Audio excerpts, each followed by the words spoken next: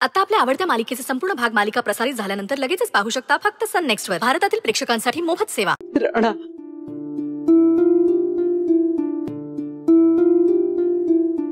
सावकाश.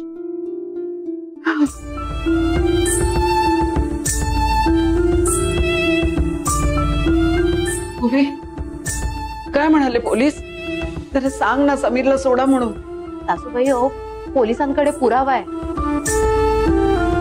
की समीरनेच त्या माणसाला पैसे दिले आणि राणाला मारायला सांगितलं. बाई, जी गोष्ट घडणं शक्यच नाही त्याचा कसला पुरावा? अहो, घडलंय म्हणूनच तर पुरावा आहे ना. आता काय, आता कोर्टात केस उभी राहील आणि अख्ख्या जगाला कळेल तुमचा मुलगा खुनी आहे.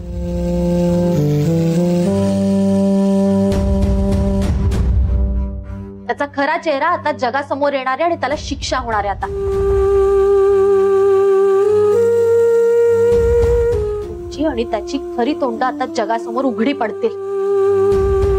नाही ग वृंदा, कणभर सुद्धा खोटं बोलत नाहीये मी. तुम्ही बोललात आणि मी विश्वास ठेवला. अशी परिस्थिती नाही राहिली आता आशालता महाले. एक लक्षात ठेवा, शेवटच्या श्वासापर्यंत मी लढत राहील. समीरला त्याच्या पापाची शिक्षा मिळत नाही तोपर्यंत मी लढत राहील.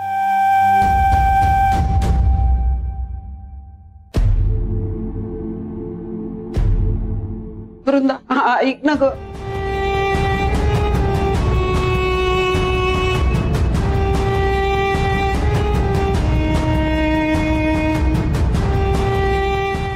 समीर माझा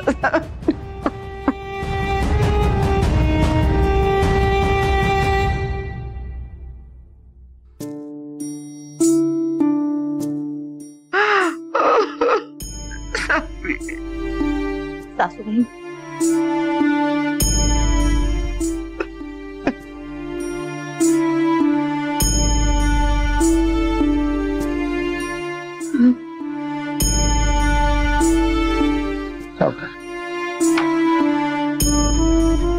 मी सगळ्यांच्या जेवणाचं बघते. हो.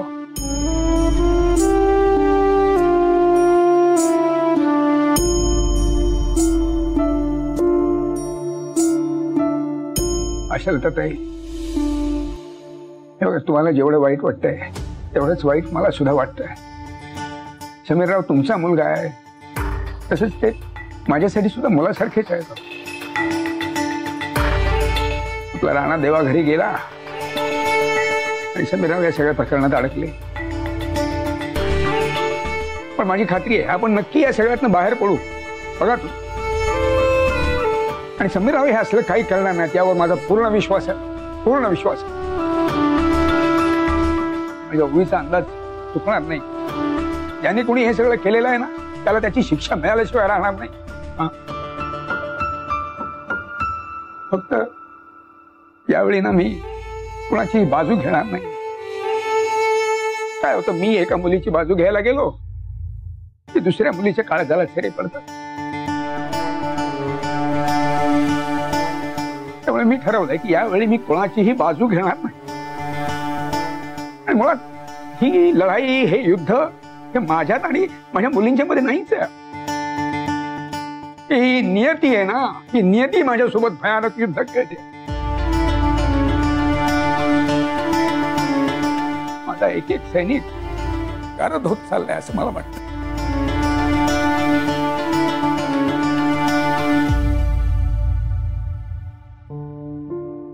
आकाशा, मी उद्यापासून मी तुमच्यासोबत दुकानात येईन. मी मदत करेन तुम्हाला. समीरराव जे काही काम करायचे ते सगळं मी पण करेन. नाही काय आहे, समीरराव जोपर्यंत या सगळ्या कोर्टाच्या फेऱ्यात अडकल्यात ना तोपर्यंत त्यांचा सगळा बिझनेस आपण सांभाळला पाहिजे. हो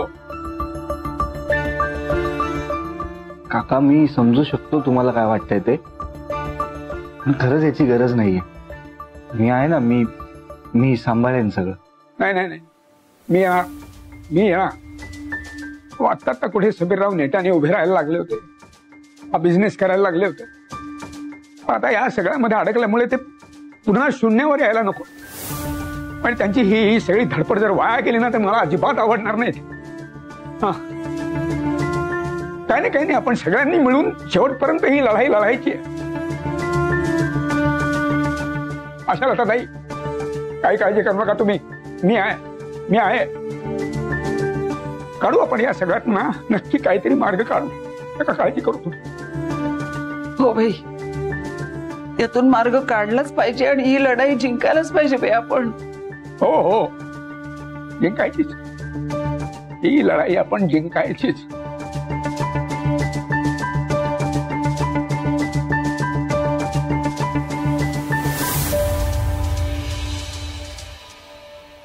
ओवी, चल निघायला हवं ग मला. हो.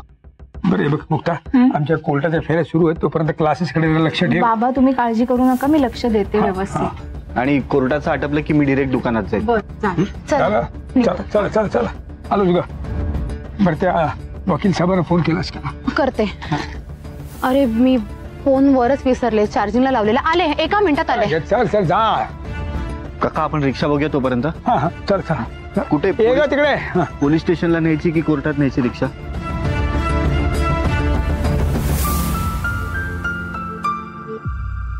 ओवी थांब.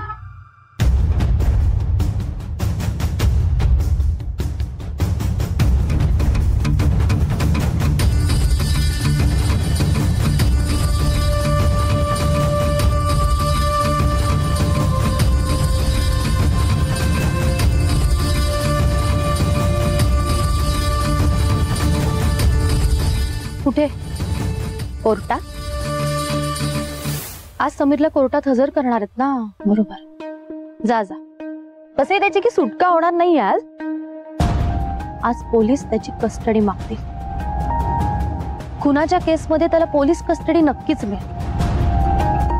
त्यामुळे तुम्ही सगळे जाऊन काही होणार नाही. आपण त्याचा पडलेला चेहरा बघण्यासाठी नक्की जा.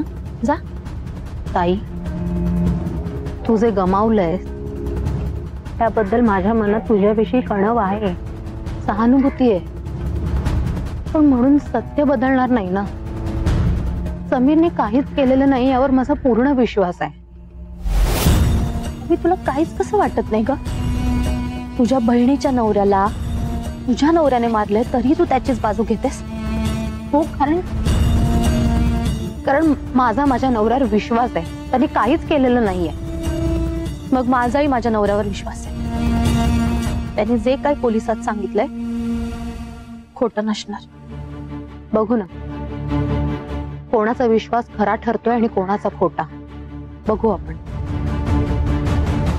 एक लक्षात ठेव, तू तुझ्या नवऱ्याला सोडवण्यासाठी हवे तेवढे प्रयत्न कर. पण मी समीरला सहजासहजी बाहेर येऊ देणार नाही. महागातला महाग वकील करेन, पण मी नाही त्याला बाहेर पडू देणार. कर ना, महागातला महाग वकील कर. ताई, तू तुझ्या मार्गाने तुला हवं ते कर. मी माझ्या मार्गाने मला हवं ते करेन. मग बघू आपण कोण जिंकताय ते. येणारा काळच ठरवेल.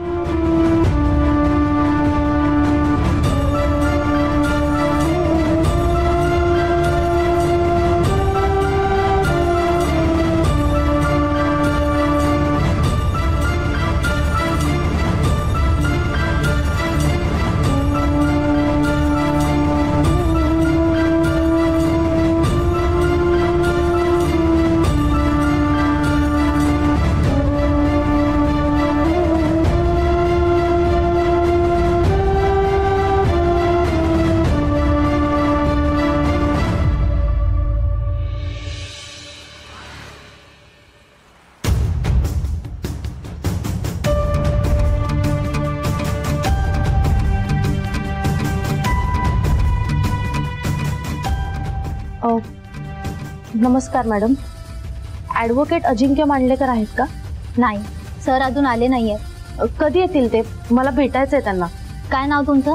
सौ वृंदा.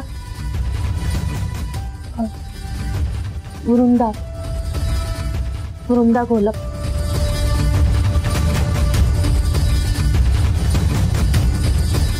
तुमची अपॉइंटमेंट आहे का?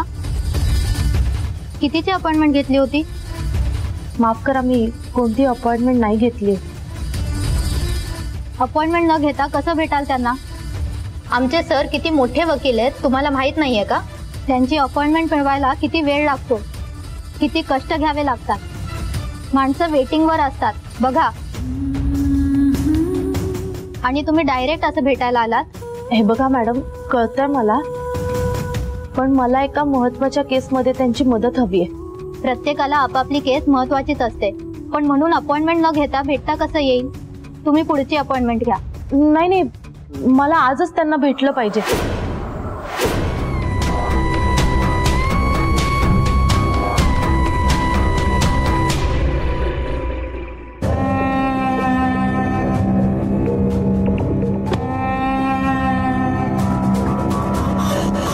Madam please try to understand. तुम्ही असं भेटू नाही शकत. तुम्ही अपॉइंटमेंट घ्या. काय तुमचं मगाचपासून अपॉइंटमेंट सुरू आहे? मी सांगितलं ना, माझी आज त्यांच्याशी भेट होणं गरजेचं आहे. Is there any problem Megha? Morning sir. या विदाउट अपॉइंटमेंट आलायत आणि ह्यांना तुम्हाला भेटायचं असं म्हणताय. तुम्हीच का अजिंक्य मांडलेकर?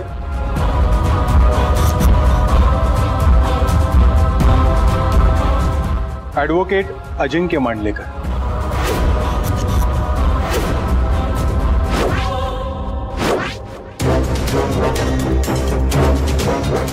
नमस्कार सर. नमस्कार. माफ करा, मी कोणती अपॉइंटमेंट घेतली नाहीये, पण एका महत्वाच्या केस संदर्भात मला तुमच्याशी बोलायचंय. मला न्याय हवा. माझ्या नवऱ्यासाठी मला न्याय हवा. तुम्ही थोडं ऐकून घ्या माझं. Okay, you can come in. Sir, पण तुमचे मीटिंग्स लाईन्ड अप आहेत. किती वाजताची मीटिंग? 9 वाजताची मीटिंग आहे सर. ओके, तुमच्याकडे 30 सेकंद आहेत मला कन्व्हिन्स करण्याकरता. Your time starts now.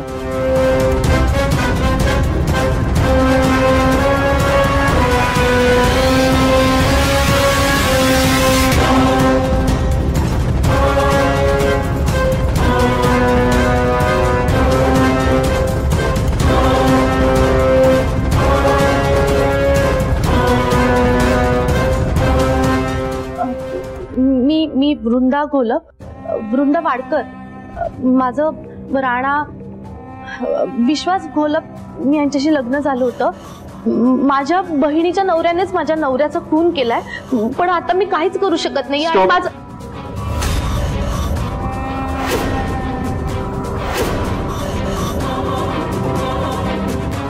30 सेकंदात केस सांगायची सोडून तुम्ही फॅमिली ट्री काय समजवताय मला?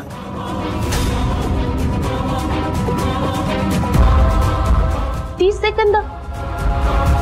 अहो 30 सेकंदात मी कशी काय केस समजावून सांगणार? कोणाला पुरतात 30 second?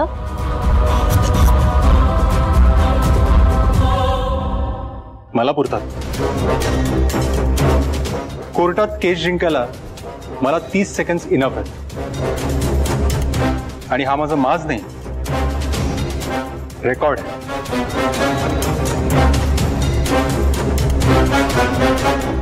Megha. Yes sir. Appointment द्या यांना.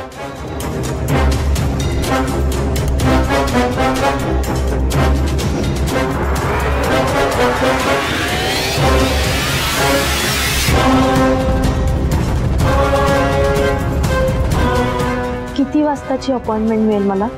2-3 आठवडे तरी शक्य नाही. सरांचे सगळे अपॉइंटमेंट्स बुकड आहेत.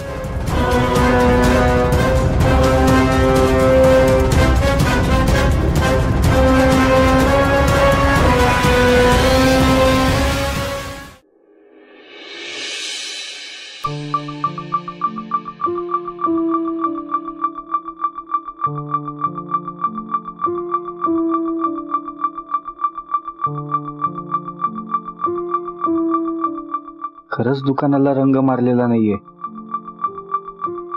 राणा दादा गेला त्या धावपळीत इकडे दुर्लक्षच झालं. आणि दादा अडकला या सगळ्यात. हो चालेल.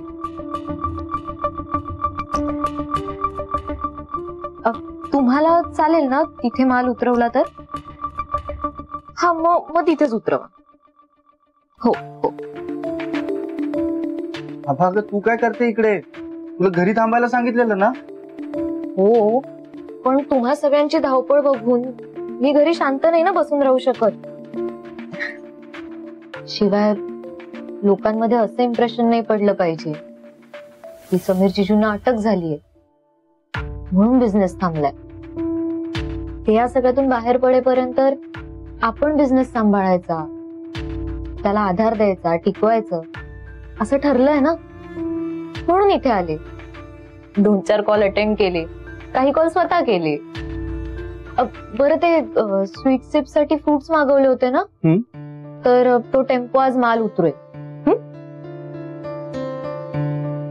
आबा थँक्यू. ए थँक्यू काय? समीर जिजू येईपर्यंत मी थांबेन इथे तुझ्या मदतीला. तू नको काळजी करू. हा फक्त एक आहे की मी जे काही कामं केली आहेत ती व्यवस्थित केली आहेत ना, की काही घोळ घालून ठेवलाय हे फक्त एकदा कॉल करून क्रॉस चेक करून घेशील प्लीज.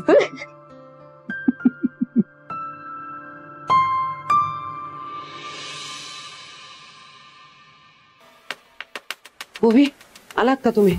समीर कुठे आहे? हा समीरला नाही आणलं? काय झालं कोर्टात? हो सांगतो. बाबा तुम्ही बसा, मी पाणी आणते. दे दे पाणी दे त्याला.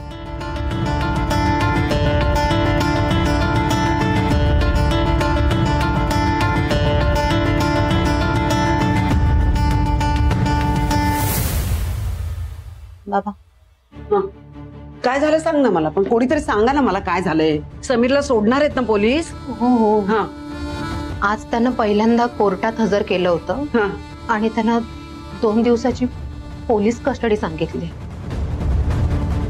आणि मग आता पुन्हा जेव्हा कोर्टात हजर करतील तेव्हा आपल्याला कळेल पुढे काय होईल ते. कस्टडी आहे? पोलिसांच्या कस्टडीत? अगं नाही नाही, तिथे फार हाल करतात मास्तर. मी तुम्हाला सांगते, आमच्या चाळीमध्ये प्रकाश दादा राहत होते.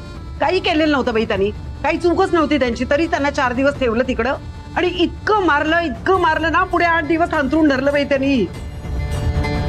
नाही ओवी काहीतरी कर, आपल्या समीरला नको तिथे कस्टडीमध्ये मास्तर. मी तुम्हाला खात्री देते ना, आणि तुम्हाला पण माहितीये बाई माझा समीर कुणाचा जीव घेऊ शकणार नाही, कुणाचा खून करू शकणार नाही, माहितीये ना तुम्हाला. मग ओवी त्याला सोडवून आणते कस्टडीमध्ये. हो हो सासूबाई प्लीज तुम्ही नका काळजी करू. आपले वकील त्यांना जामीन मिळवून देण्यासाठी पूर्ण प्रयत्न करतायत. होईल काहीतरी, नका काळजी करू. हो पण 2 दिवस कस्टडीमध्ये म्हणजे माझ्या लेकरच आहे. नको बाई.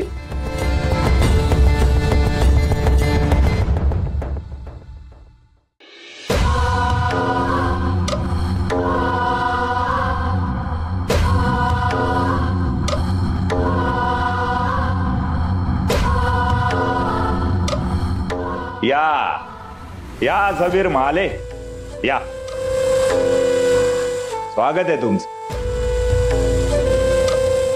आमच्याकडे तुम्ही यावं म्हणून आम्ही खूप प्रयत्न केले. आता आल्यासारखं 4 दिवस राहा. 4 दिवस कशाला, कायमचं जर आहे की तुमचा सगळा मेनू आम्ही ठरवलेला आहे. फक्त तुम्ही सांगा पाहुणचार कुठून सुरू करायचं. आमच्याकडे सगळी बुफे सिस्टम आहे. तुम्ही म्हणाल ते आम्ही तुमच्या ताटात वाढू. काय खाणार सांगा, काय खाणार? हे दांडकं खाणार, हे दांडकं, हे दांडकं, हा की हे दांडकं, की हा पट्टा खाणार का हा पट्टा खाणार? सांगा.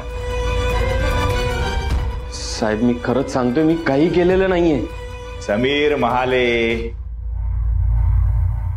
आता आम्ही तुमचा मस्तपैकी कार्यक्रम करतोय आणि तुम्ही सारखं सारखं एकच वाक्य ऐकवताय. कंटाळा आलाय त्याचा आम्हाला. काहीतरी असं वेगळं वाक्य वापरा ना, म्हणजे कसं आहे आम्हाला पण असं पाहुणचारात व्हेरिएशन मिळतं. हा व्हेरिएशन वर नाटक. तुम्हाला यजमानांची ओळख करून देतो. यजमान? हो यजमान.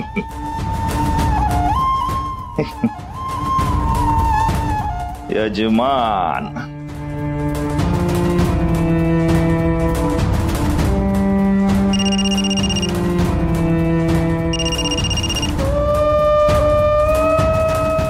समीर, सत्यशील, क्या बात आहे. अजून मालकाचा आवाज लक्षात आहे तुझ्या?